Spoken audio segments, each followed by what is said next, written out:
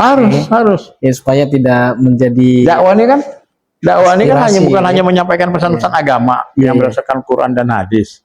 Itu benar urutan pertama. Tapi kan di berikutnya kan juga ada dakwah bidang ekonomi, pendidikan, betul. kesejahteraan, sosial kan gitu. Itu juga harus dilakukan. Terutama ekonomi. Ekonomi ini sangat minim. Betul. Ya, mari kita masuk. Mungkin sedikit ya terkait tentang bagaimana ormas bisa mandiri di bidang ekonomi.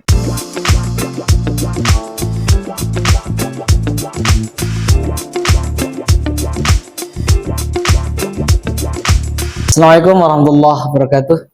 Waalaikumsalam. Berjumpa lagi bersama kami di Kodi Talk, obrolan renyah dakwah. Hari ini adalah hari yang spesial lagi. Kita ketemu dengan salah satu narasumber hebat kita. Beliau adalah demisioner Demisioner Forum Komunikasi Lembaga Dakwah DKI Jakarta, Kiai Haji Agus Jakaria. Beliau merupakan Ketua FKLD 2023-2024. Nah, tadi kita sudah melaksanakan kegiatan muzakarah terkait tentang pergantian kepemimpinan di FKLD DKI Jakarta. Nah, hari ini merupakan kesempatan kita untuk berdialog dengan beliau terkait tentang apa saja yang sudah dilakukan di pengurusan tahun sebelumnya dan harapan beliau untuk FKLD selanjutnya dan seterusnya. Nah, ini sangat spesial kita berjumpa dengan beliau untuk ngobrol mendiskusikan terkait tentang tema kita hari ini, yaitu refleksi lah. Kita bisa namakan obrolan kita dengan refleksi kegiatan kita yang tahun sebelumnya dan harapan kita yang akan datang, itu FKLD itu. Ya, kira-kira apa yang menjadi tarikan Kiai untuk menjadi bagian dari FKLD gitu ya? Karena kita tahu nih, dan semua teman-teman tahu juga bahwa beliau ini adalah salah satu tokoh di DKI Jakarta. Beliau merupakan mantan anggota DPRD DKI 3 periode kayaknya. 3 periode dari Partai Golkar, golongan karya. Dan ini merupakan sebuah pencapaian yang sangat luar biasa ketika kita atau Pak Kiai sudah mencapai 3 periode. Apalagi kita kenal ya, Partai Golkar adalah partai yang besar ya. Dan apalagi di Jakarta ya. Dan ini ya alhamdulillah kita bisa berjumpa dan ngobrol langsung dengan salah satu tokoh hebat kita pada hari ini, Pak Agus Jakaria. Nah, lanjut ke tema kira-kira refleksi untuk kalau kita refleksi yang saya pegang ini kan 2023-2024 masuk dalam kategori tahun politik. Ya, namanya tahun politik, dinamikanya cukup tinggi. Dinamik cukup tinggi karena anggota FKLD kan itu adalah majelis taklim. Di situ kan kalau dari sisi bisnis sangat marketable. Kalau dari sisi politik dia sangat swing puternya cukup tinggi, cukup banyak, cukup hebat, dan cukup komitmen juga gitu. Tapi buat FKLD saya tetap menjaga FKLD tidak kemana-mana tapi ada di mana-mana. Artinya FKLD tidak ada mendukung salah satu calon pun. Kan itu kan? Karena FKLD itu kumpulan atau sebuah organisasi yang sebagai forum lembaga dakwah ya. Dan seluruh ormas di DKI Jakarta. Seluruh ormas dari penceramah atau pendakwa NU, Muhammadiyah, Persis, dan macam-macam, ada 60 ormas. Jadi saya jaga. Nah, anggotanya ada punya aspirasi politik ya silakan saja. FKLD saya bikin independen, tidak masuk dalam ranah politik manapun, tidak masuk mendukung politik manapun gitu. Ini hal yang luar biasa, apalagi background Pak Kiai adalah tokoh politik. Dan ketika masuk di FKLD tidak mencampuri urusan organisasi dengan urusan politik. Itu yang saya lakukan, saya jaga itu.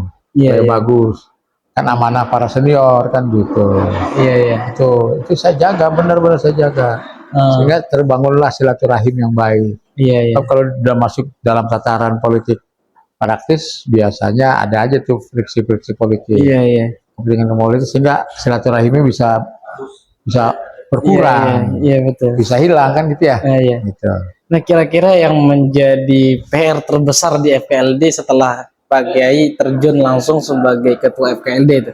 Nah, artinya Pak Kiai melihat itu apa namanya faktor-faktor yang menjadi pendukung, kemudian menjadi penghambat juga, dan oh ini kira-kira organisasi ini kalau misalkan di manage dengan baik kira-kira Oh, besar gitu. sangat besar karena marketable tadi saya bilang.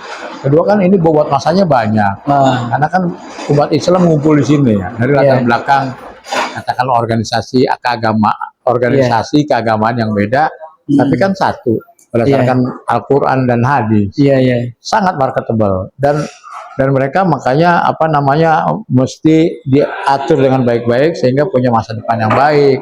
Jangan juga dibohong-bohongin oleh pelaku-pelaku politik praktis juga. Kan kesian juga umat dijual-jual kan gitu. Iya, iya. Gitu. Nah, ini hal yang sangat luar biasa gitu ya. Iya, mudah-mudahan ya. Nah, artinya kira-kira bagaimana supaya apa namanya organisasi ini bisa menjadi organisasi yang besar gitu. Kalau organisasi yang besar, pertama kita harus bangun komitmen dulu bahwa kita aktif di sini untuk membesarkan organisasi. Artinya organisasi ini harus hidup dari kita, bukan kita hidup dari organisasi. Yang kedua, memang harus tetap dibangun kemitraan dengan Pemda. Bangun kemitraan dengan Pemda supaya Pemda juga ikut peduli membiayai, karena ini kan organisasi sosial kemasyarakatan. Karena ini kan pembangunan mental spiritual yang memang tidak seperti kita bangun gedung cepat keluar uang, cepat terwujud jenis bangunannya. Kalau ini kan satu proses pembangunan mental, pembangunan spiritual. Kalau dikeluarkan biaya, cukupan uang kan nggak langsung kelihatan, tapi dia jangka panjang. Artinya menyiapkan generasi muda yang berakhlakul karimah, yang berdasarkan Al-Quran dan hadis, berdasarkan agama kan. Tentu saja dalam bingkai negara kesatuan Republik Indonesia. Itu Jadi harus yang paling begitu. penting ya. Dan saya pikir ini organisasi udah eksis kok. Ini dari tahun 1985. Iya, Meledaknya kasus Tanjung Priuk ya. Iya. Gitu kan, waktu itu ada yang meninggal lah, tokoh agamanya. Iya. Artinya ini bisa menjadi peluang ya, Kay, untuk persatuan umat gitu ya di DKI Jakarta ya. Sangat bisa menjadi peluang untuk persatuan umat. Maka ini harus di-maintain dengan baik. Kalau tidak di-maintain dengan baik, ini kan jadi sumbu politik, sumbu pendek itu. Bisa dibilang ledakin. Sesuai dengan ordernya kan. Nah, kita harus maintain dengan baik, jangan terjadi konflik, jangan terjadi keributan lah. Kira-kira betul. Nah, kalau sudah terjadi keributan, konflik, kan kasihan juga ya. Itunya apa namanya rakyat. Betul. Kasihan juga ya masyarakat lah, umat lah, kasihan. Janganlah pada ribut lah. Yang penting kita jaga persatuan dan kesatuan. Iya. Nah, lagi-lagi hal yang paling pokok nih terkait tentang FKLD itu. Kira-kira apa yang menjadi hal yang paling penting untuk kita bangun di FKLD itu? Yang harus tetap dibangun, tetap terbangunnya ukhuwah Islamiyah. Ukhuwah Islamiyah itu ya. Sama Muslim kita bersaudara. Ukhuwah Watoniyah. Bangun hubungan dengan pemerintah. Ukhuwah Basariyah. Kan gitu kan? Dengan semua sesama anak bangsa. Harus dipelihara, harus lebih bangun. Jadi sehingga tertiblah kehidupan bermasyarakat, berbangsa dan bernegara, tertib dalam kehidupan beragama juga, sesama agama, antar agama, dan gitu. Itu harus dibangun, dipelihara. Kalau kita mau tetap ini negara utuh bagi negara kesatuan. Jangan sampai ada orang yang coba-coba adu domba lah, atau kita terpancing untuk adu domba, jangan. Perbedaan aspirasi politik atau perbedaan politik, itu kan sudah sunnah. Apalagi nanti di bulan Oktober ini ada pilkada dan sebagainya gitu, nanti rembetan itu juga perlu juga untuk FKLD punya respon juga terkait itu ya. Harus punya respon, FKLD harus mengajak masyarakat mempergunakan hak pilihnya dengan baik dan benar. Aspirasinya silakan. Pilih pemimpin yang mumpuni, yang berpengalaman, yang berkemampuan, yang berakhlakul karimah dengan baik. Gitu. Jangan pemimpin yang hanya kepentingan keluarganya, kepentingan kelompoknya, jangan. Gitu. kira dan pesan ini kayak untuk FKLD terkait dengan pemimpinan itu.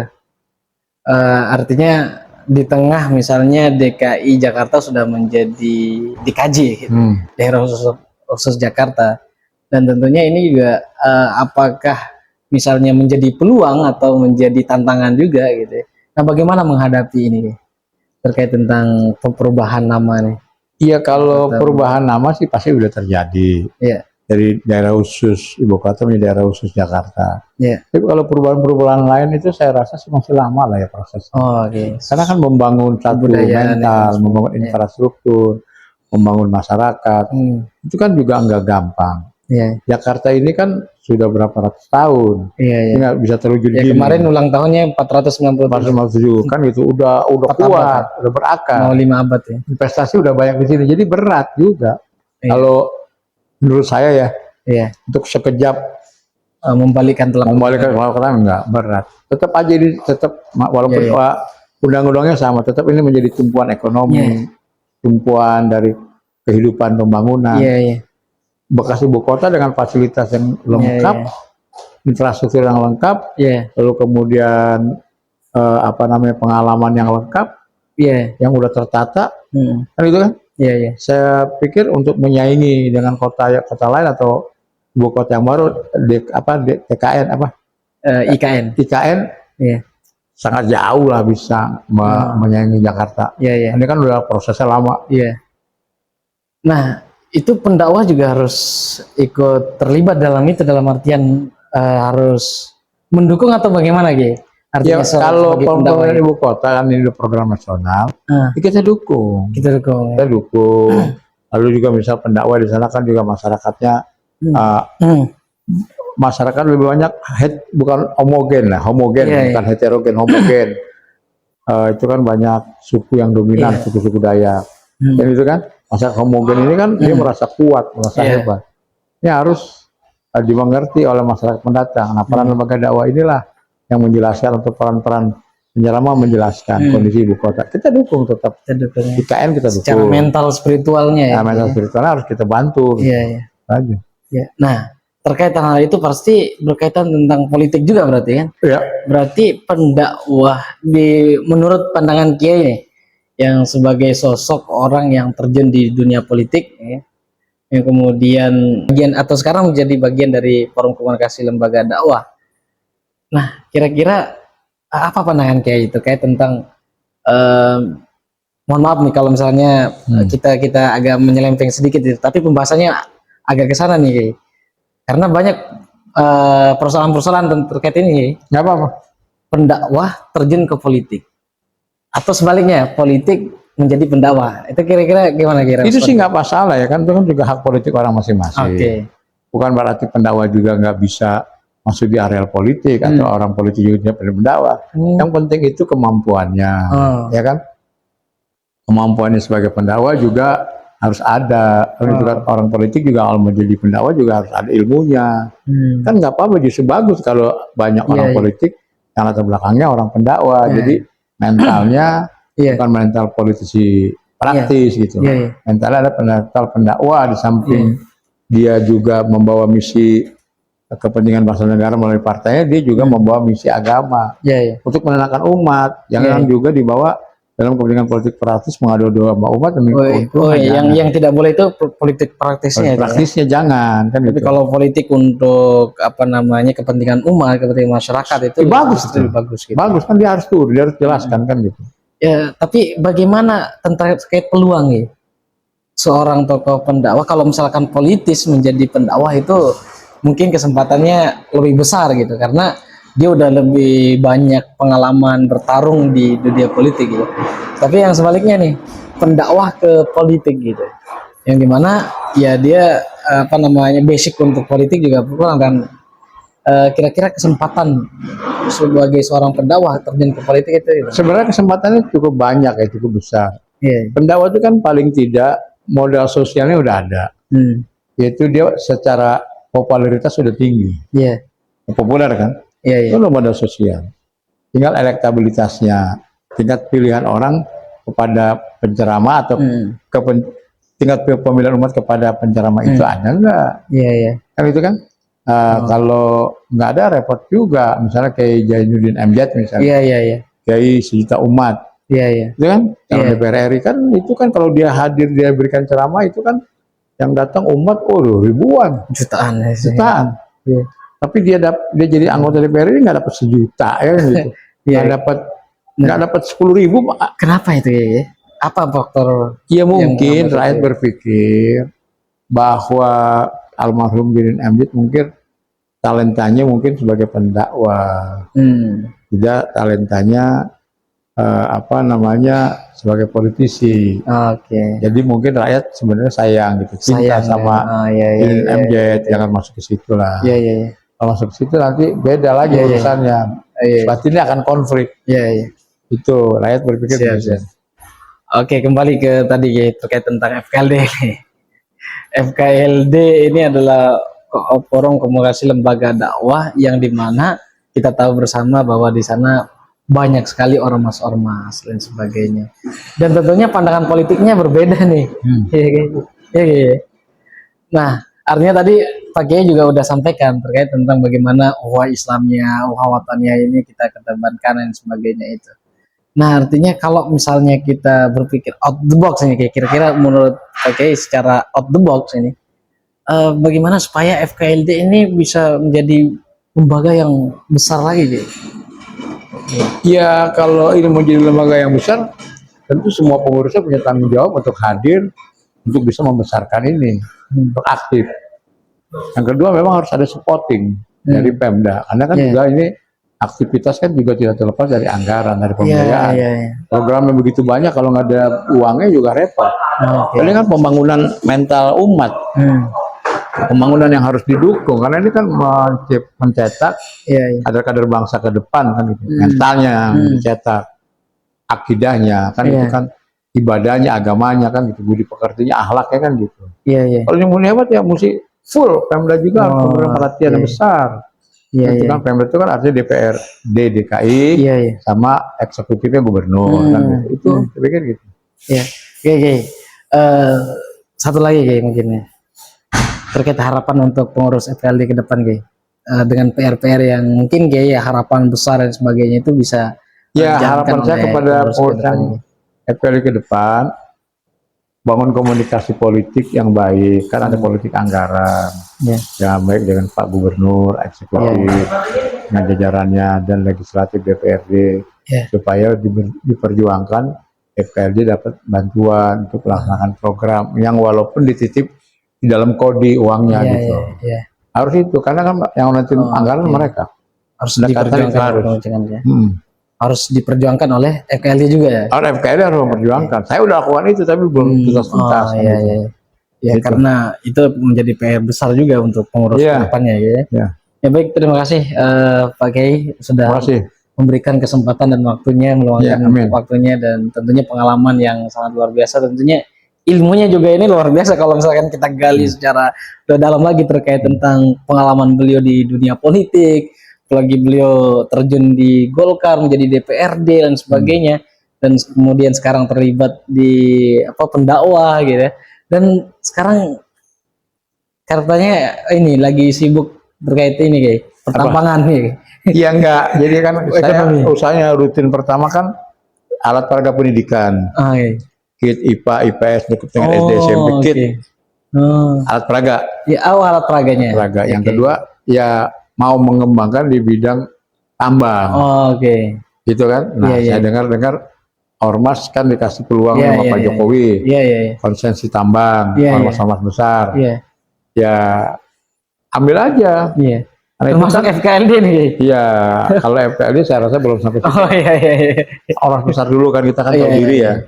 Ambil saja, kita urus persyaratannya, dapatlah satu ormas itu dari pemerintah, nanti baru kita kerjasamakan. Dari situ kan kita dapat uang banyak untuk membangun organisasi, untuk membantu umat, untuk membangun tempat-tempat ibadah gitu loh. Kan selama ini kan ketergantungan kita kan biasanya kalau bangun tempat-tempat ibadah kan ya memang dari masyarakat dan ada juga dari pemerintah. Sepertinya kan butuh waktu yang cukup lama. Kalau kita punya usaha tambang kan duitnya banyak kan, gitu cepat dibangun gitu. Dan ya rumah itu- ibadah, tempat Iya, iya. tempat-tempat orang yang bisa kita bantu kan, Dan itu yang rumah-rumahnya. menjadi persoalan penting di seluruh ormas ya, Ki? Iya. Terkait ekonomi itu. Itu kan tingkat kesejahteraan pengurusan Iya, anggota. iya, iya. Jadi Jika pengurusnya sudah sukses, maka dia juga akan semangat juga untuk itu melakukan maksudnya pengabdian, supaya bisa Iya, iya. eksis lah, Iya, betul, betul. konsolidasi bisa jalan kan Konsolidasi, gitu. ya. Kan butuh duit juga Iya, itu. iya. Ya kan? Ini nanti kita akan bahas lebih lagi tuh, Ki, Oke, terkait terima tentang kasih. bagaimana pengembangan ekonomi organisasi masyarakat Iya. Islam ya, Ki. Ya, Baik, terima kasih teman-teman semua pemirsa dimanapun Anda berada. Mungkin kita akan lanjut di pertemuan-pertemuan berikutnya terkait tentang bagaimana nanti kita akan bahas organisasi masyarakat mengelola tambang, ormas mengelola tambang, dan bagaimana kemandirian ormas, organisasi masyarakat ini juga sangat penting, dan mungkin strategi-strategi itu perlu kita lakukan hari ini harus. ya, supaya tidak menjadi Dakwah ini kan aspirasi, bukan hanya menyampaikan pesan-pesan agama yang Iya. berdasarkan Quran dan hadis. Hmm. Itu benar urutan pertama. Tapi kan Iya. di berikutnya kan juga ada dakwah bidang ekonomi, pendidikan, betul, betul. kesejahteraan, sosial kan gitu. Iya, Itu juga iya. harus dilakukan. Iya. Terutama ekonomi. Iya, iya, Ekonomi ini sangat minim. betul, betul, betul. Ya, mari kita masuk Mungkin gitu. spill sedikit ya terkait tentang bagaimana ormas bisa mandiri di bidang ekonomi. Ki. Ya, ormas ini kan punya banyak SDM. Iya, iya. Ya kan latar belakang dari anak-anak pesantren, latar belakang dari sekolah-sekolah berpendidikan, S1, ada S2, S3. Ya kan tinggal di mapping aja itu, tinggal dicariin. Dan dikembangkan usahanya dari mulai UMKM yang kecil-kecil Iya. sampai yang besar-besar gitu. Jadi jangan yang fokus pendidikan, agama, Iya. dakwah oke. Tapi ini jangan ditinggalkan. Iya, iya. Kan ini kan semua mesin Penggerak. ormas, mesin penggerak ini kan mesti ada bahan bakar. Iya, iya. Salah Betul. satu bahan bakar ya itu. Betul, betul. Ekonomi gitu. Ya kan? Ya, baik, artinya bahwa potensi yang dimiliki oleh ormas, sumber daya manusianya yang dimiliki oleh ormas ini perlu di mapping tadi ya. Dan artinya ini perlu keseriusan yang dalam gitu ya, terkait tentang bagaimana ormas bisa menjadi mandiri di segi ekonomi itu. Terima kasih, Ki. Dan terima kasih pemirsa dimanapun Anda berada. Tetap kita berbincang dengan Pak Zakaria. Iya. Ini sangat luar biasa, dan tentunya kesempatan kita lagi-lagi saya katakan bahwa ini kesempatan yang sangat luar biasa. Gitu ya. Dan tentunya tetap di Kode Talk, obrolan renyah dakwah. Jangan lupa like, komen, dan share. Terima kasih. Assalamualaikum warahmatullahi wabarakatuh. Waalaikumsalam. Terima kasih. Ya. Mohon maaf, Ki.